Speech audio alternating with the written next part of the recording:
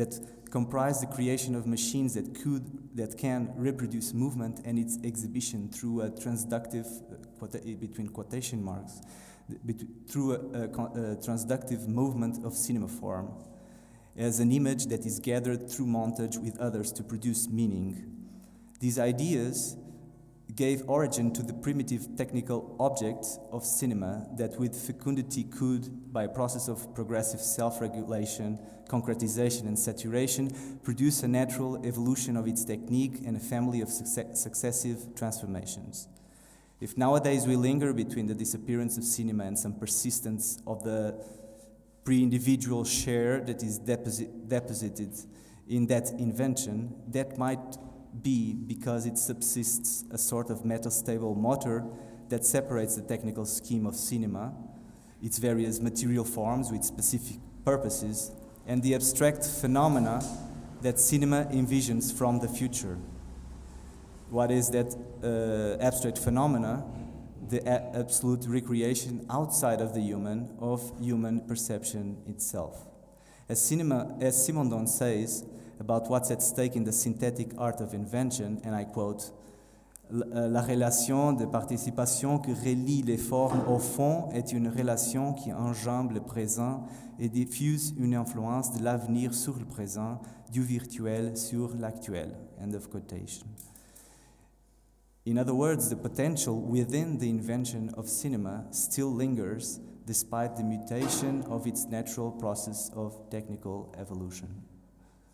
In some way, the work of Gabriel Menotti in his essay, The Becoming of Media, Technical Progress and the Constitution of Cinema's Ontology relate to this hypothesis.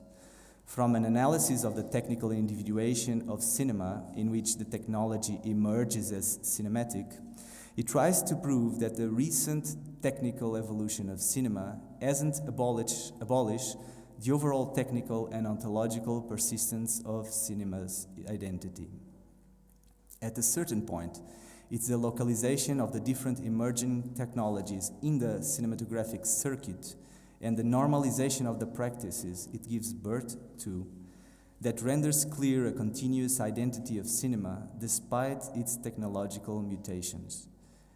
It's this process that allows us to consider cinema as not telle ou telle chose, but as a unité de devenir that has a genesis process.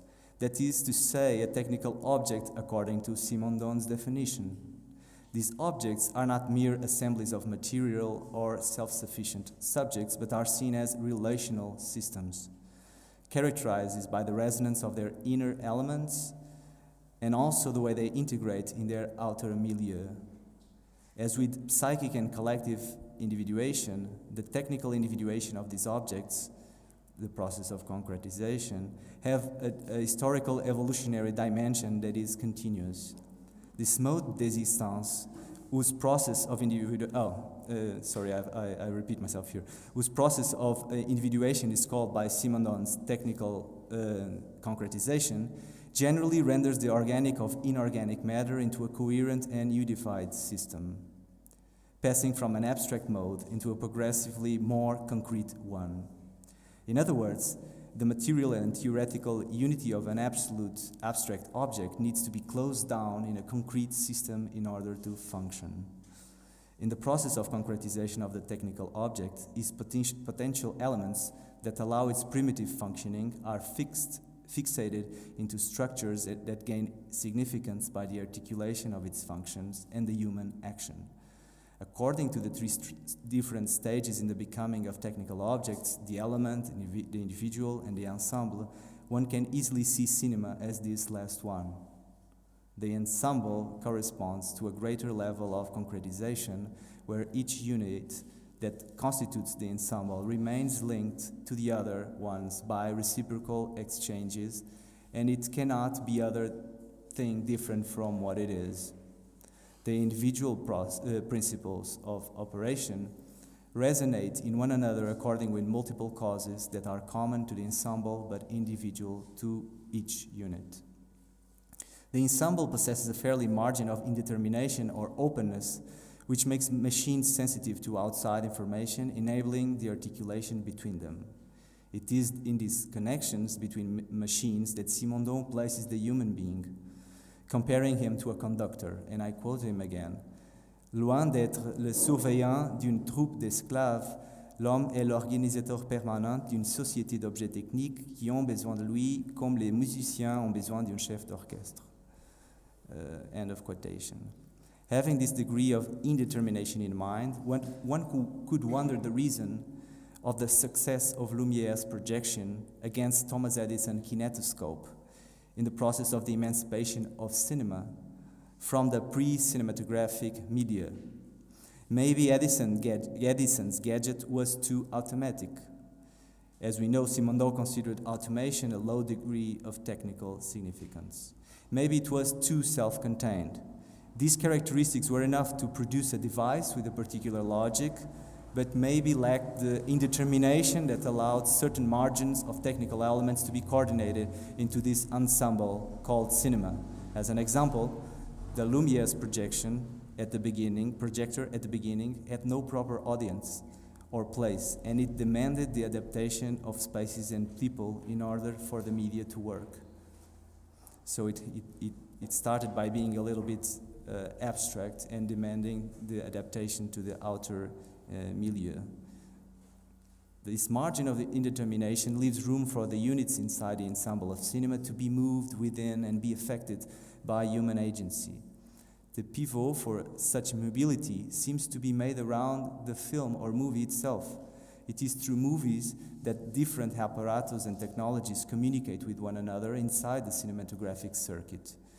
That's why cinema exists and the circulation of movies are a sort of norm that is autonomous from technique, each technique of inside cinema, so technique in this sense.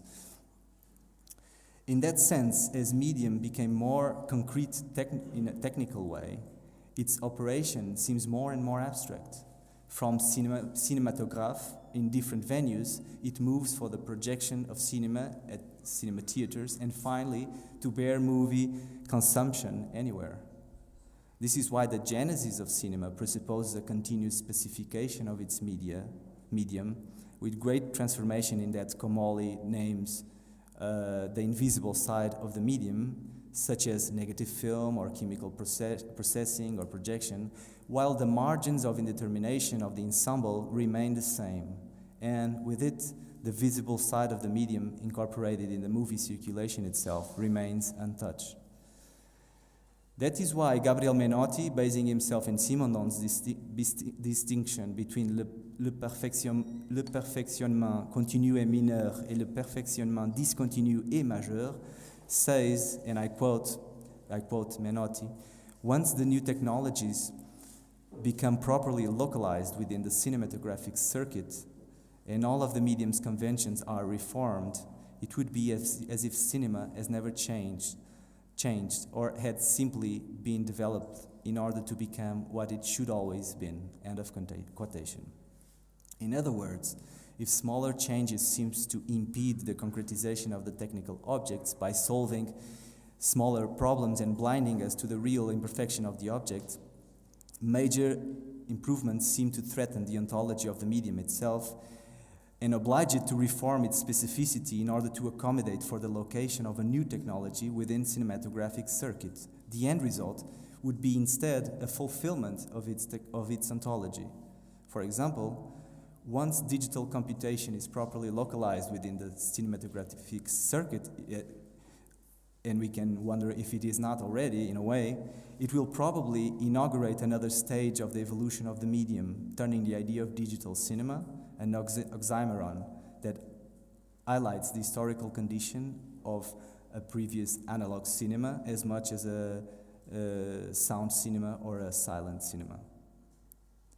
Although Gabriel Menotti's point is fair, in order to think the individuation of cinema and through cinema, one ought to consider its technical and human specificity.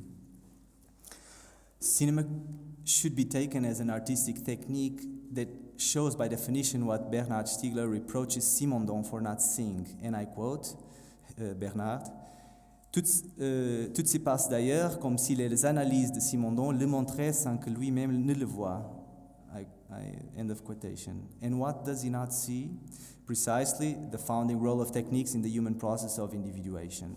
If le mode d'existence des objets techniques analyzes in depth the individuation of technical objects, it seems, in Bernard's view, that it does not ontologically communicate with his other project explaining l'individuation psychique et collective.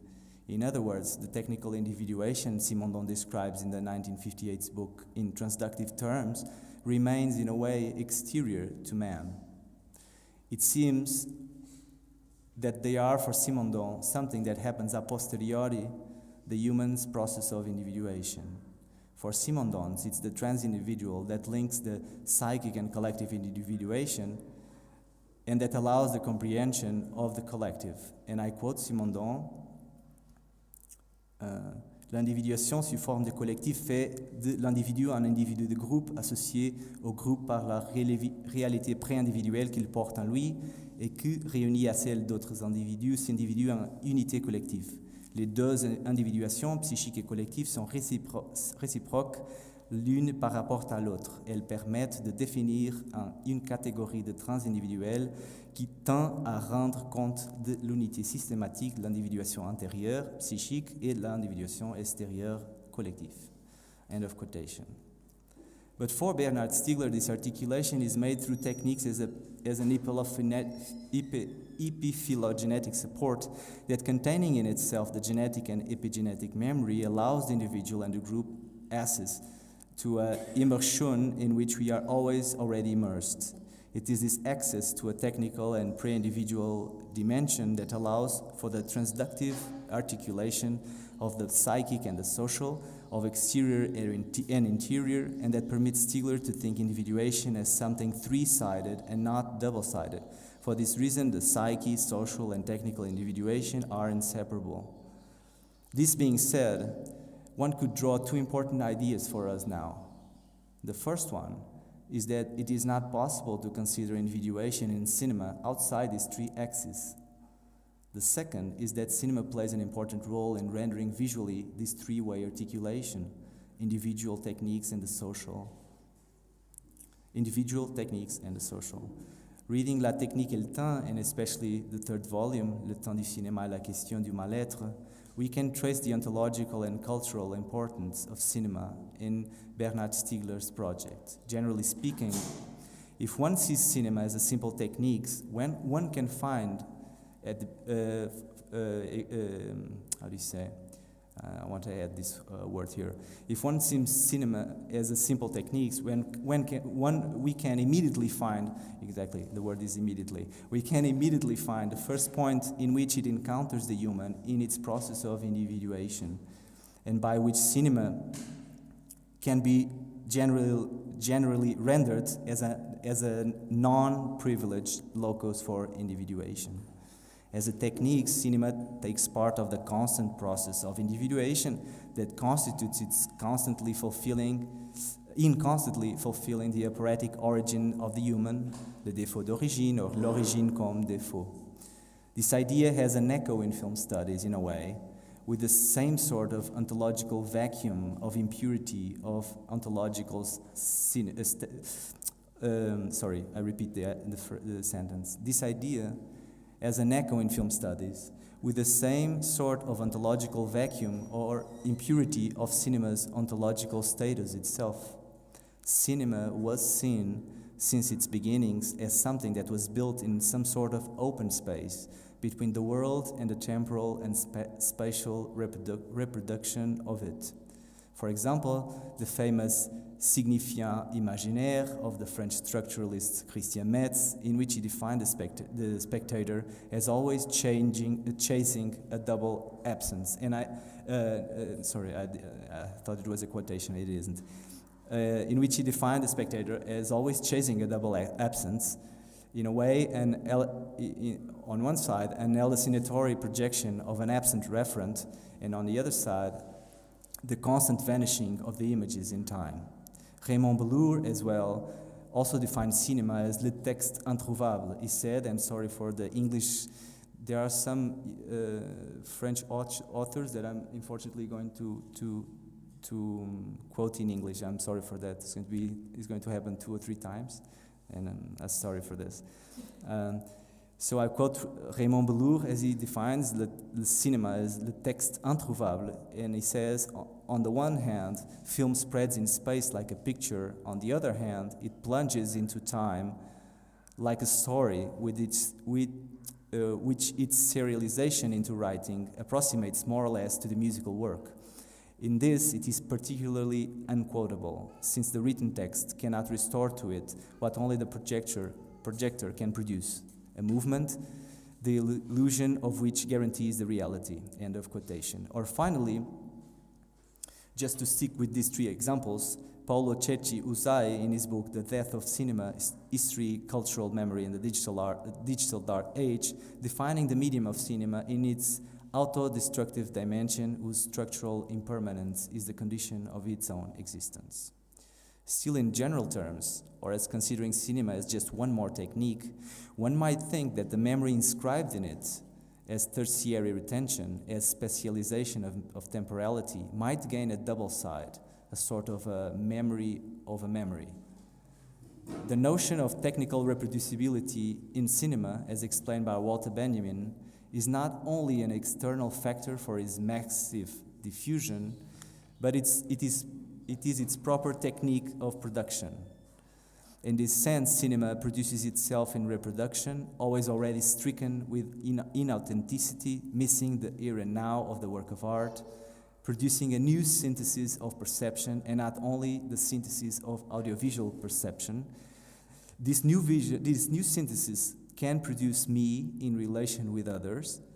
I can see myself in that relation, and I can see myself in that relation, or open the space to macro or micro visions of the world and integrate all these elements in a machine that lives off by transforming elements of the world in specters of memory. This way, in cinema, we can accumulate the memory that is inscribed within techniques and mnemotechniques with a structural cinematographic projection system that itself produces memory. It is perhaps in the articulation of this memory that mingles who remembers and who is remembered, between memory and act of production, that the ontological ground of a certain défaut from which we departed may become some sort of ontological complicity between human and cinema, from which individuation can be thought as an anamnesic process. But in order to start thinking cinema as a privileged locus for individuation, we ought now to turn to Stigler's consideration of human's consciousness as proceeding through cinematic montage, approach that has a second degree, this time phenomenological, to the complicity between human and cinema. At a certain degree, we think here in the text Le Mythe du Cinéma Total, written by André Bazin in 1946. For the French critic, and the primordial cinema is the one that our eyes capture in the splendor of movement, light, color, and sound. And I quote Bazin, and I'm sorry again for the English version here, because I didn't have with me the French version in this computer. The guiding myth, then, aspiring the invention of cinema, is the accomplishment of that which dominated in a more or less vague fashion all the techniques of the mechanical reproduction of reality in the 19th century. From photography to the phonograph, namely an integral realism, a recreation of the world in its own image. If every new development added to the cinema must paradoxically take it near to its origins. In short, cinema has not been yet invented. End of quotation. This way, the aim of integral realism for cinema as a sort of abstract scheme, in Simondon's terms, that pushes its technical concretization forward, gains in Stigler's theory an ontological reinforcement. To put it simple, if we want cinema to be able to look at the world as we do and reproduce it exactly like that, this means the relationship between how cinema operates and the way we look at things is somehow connected. At a certain point, this connection was already present when Jean-Louis Baudry saw in Plato's Cave a prototype for cinema's theater room and the way cinema, so far, can give us an impression of reality, a simulacrum of reality, by coinciding the past and reality, making us believe that what we see is real. And Baudry wonders, that even if the prisoners in the cave were not shackled, if they were freed, they would still not want to leave the place where they are. In cinema, one might think of the enchanting power of the succession of images, the immersion process of narrative that dispense the mechanisms that holds our eyelids, as in the famous scene of aversion theory in A Clockwork Orange by Stanley Kubrick. That is explained phenomenologically, according with Bernard, with this double way capturing movement made possible by the coincidence between the flux of a film and the flux of the spectator's consciousness. In the movement of film stills linked by the sound, the time of the film is captured by the spectator's consciousness, and because human consciousness is itself a flow, it is also captured by the flow of the images. In a way, outer cinema and inner cinema, or as recently put it, arche cinema, they get each other's attention and might be a prototypical experience of the transindividual at work, as a double reciprocal individuation with an interior side, l'individuation psychique, and an exterior side, l'individuation collective. That not pre-exists as substance before its relation, or as Meryl Combs puts it while reading Simondon's, it's the knowing as relation. The book is Gilbert Simondon and the Philosophy of the Trans-Individual.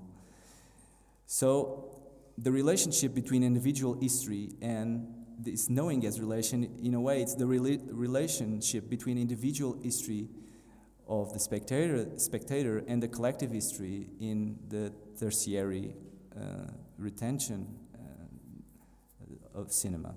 We'll return to this in a moment, but let's now take a moment to analyze this, what I call it, inner cinema.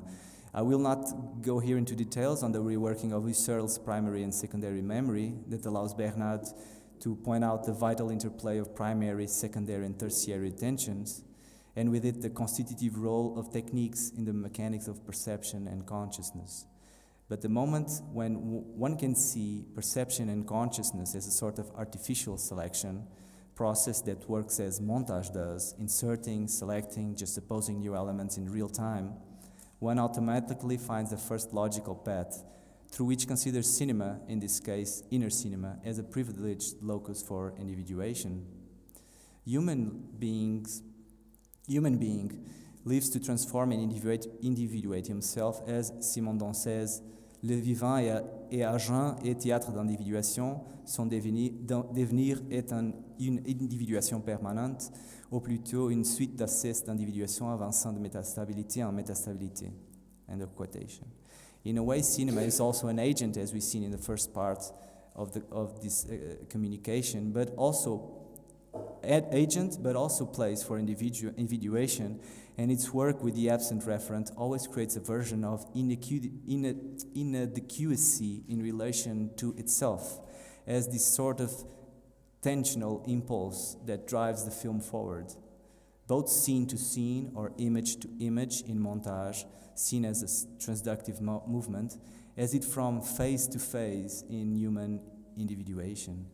In this mere hypothesis, this is just an hypothesis, each new image adds to a new one in the flow of montage, bringing new significance to a whole that is forming. In this way, the individuation of each image needs to be integrated on some sort of, and here the quotation marks are vital, to be integrated on some sort of collective individuation of film as a whole.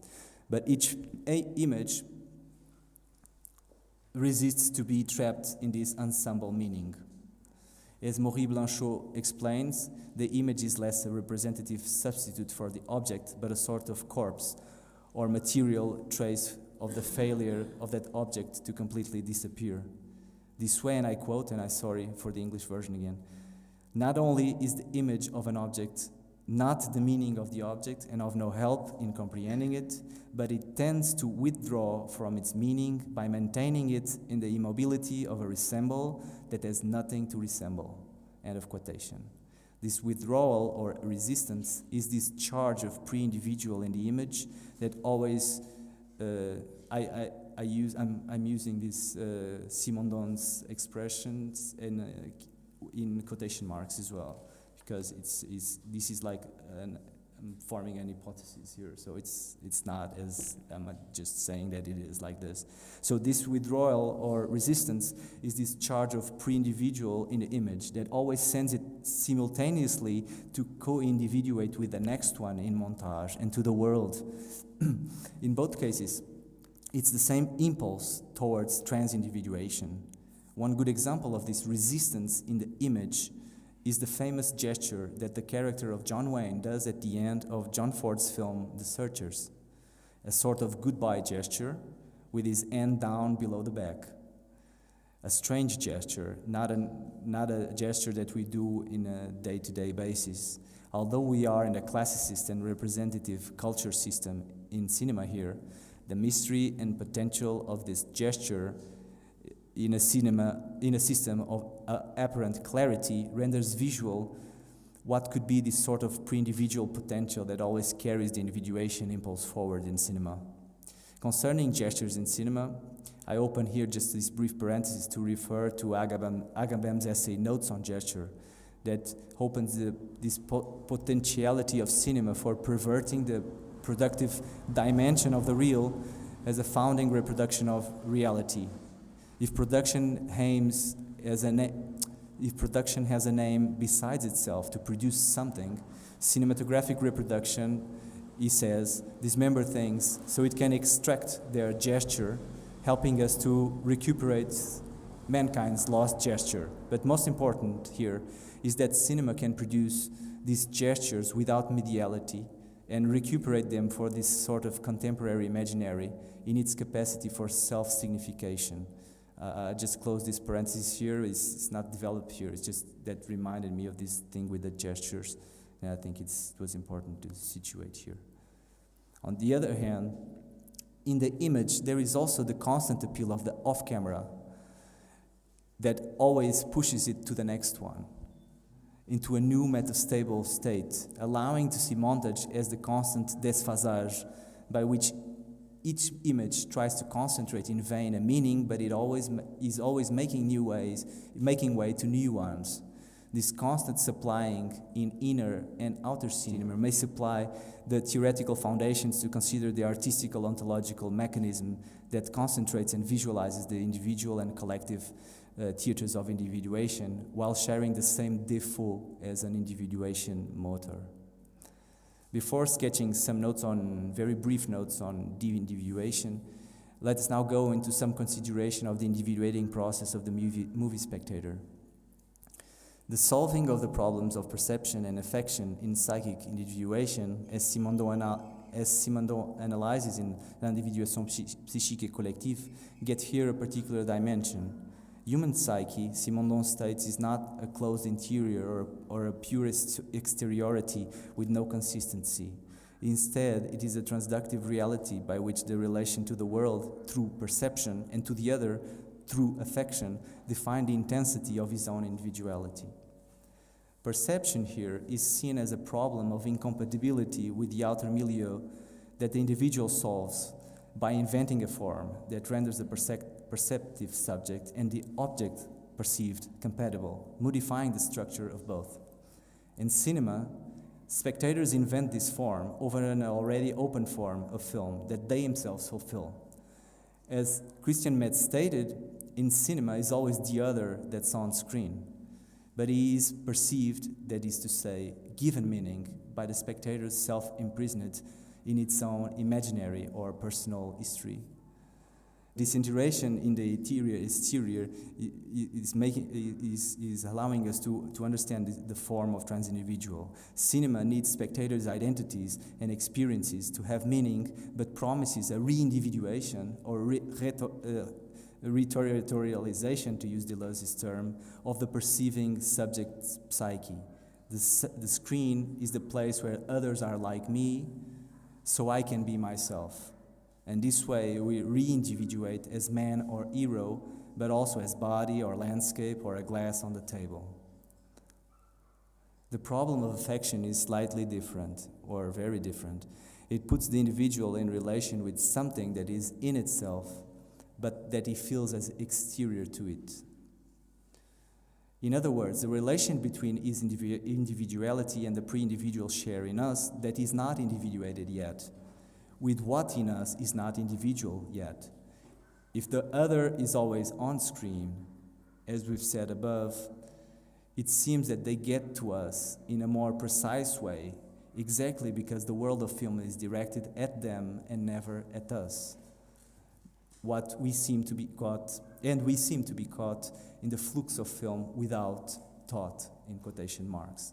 As Vivian Sobchak, the phenomenologist of cinema, states in a 2004 essay, What My Fingers Knew, about her perception of the film The Piano by Jane Campion.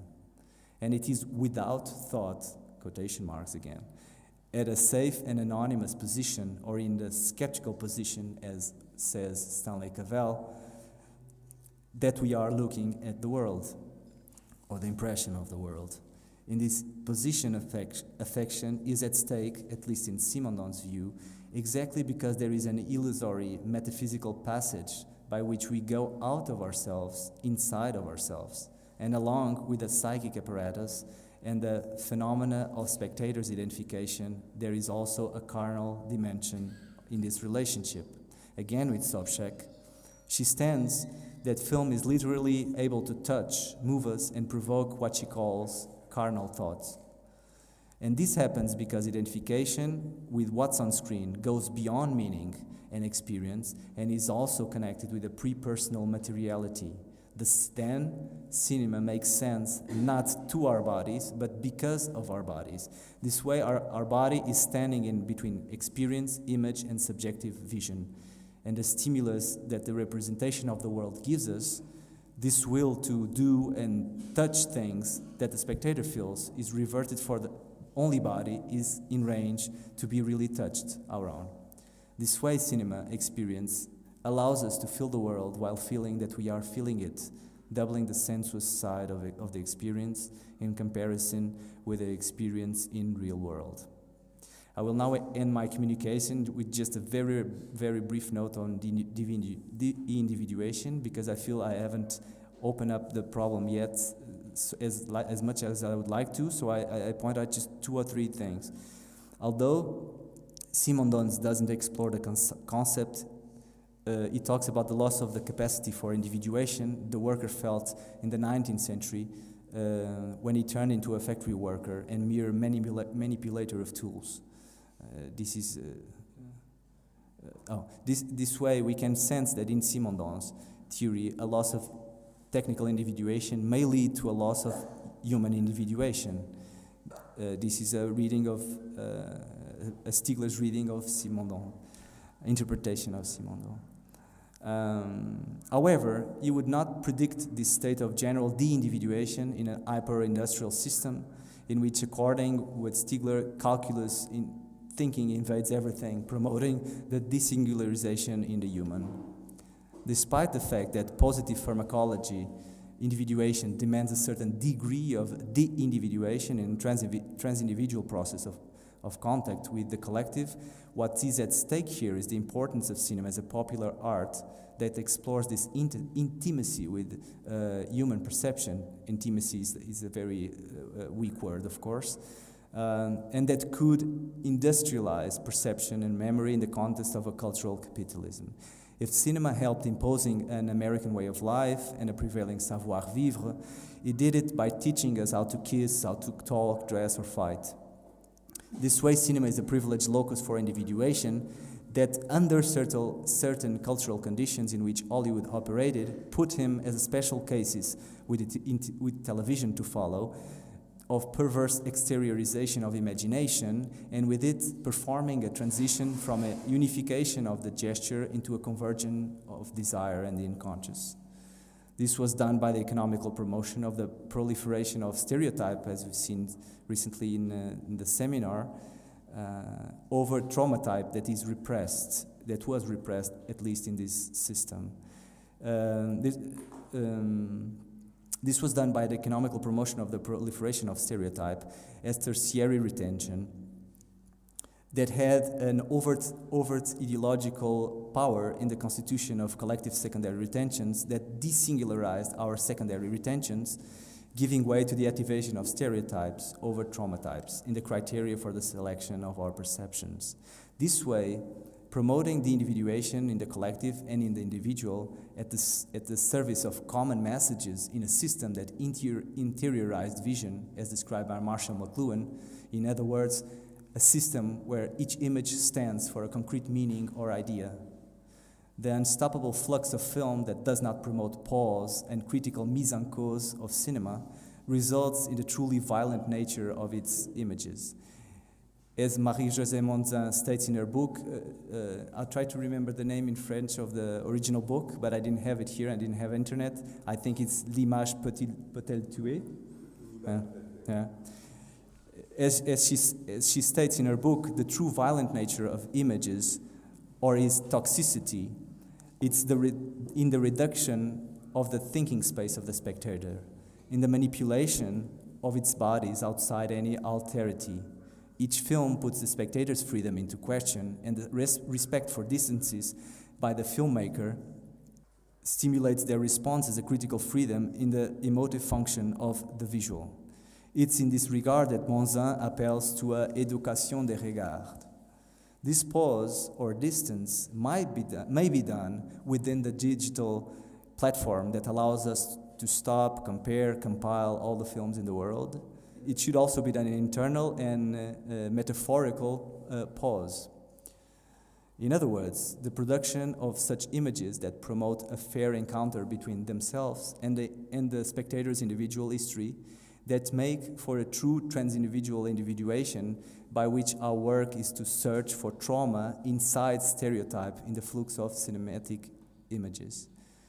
I stop here just to say that at the moment I worked a little bit with the contemporary cinema in my previous master, and I'm really concerned in trying to also to encounter concrete ways in which the logic of creating this sort of rupture in this stereotyped way of create films. So just to point out a practical tool that I'm working, or practical thing that I'm doing towards this idea of new trans-individuation. So that's it. No.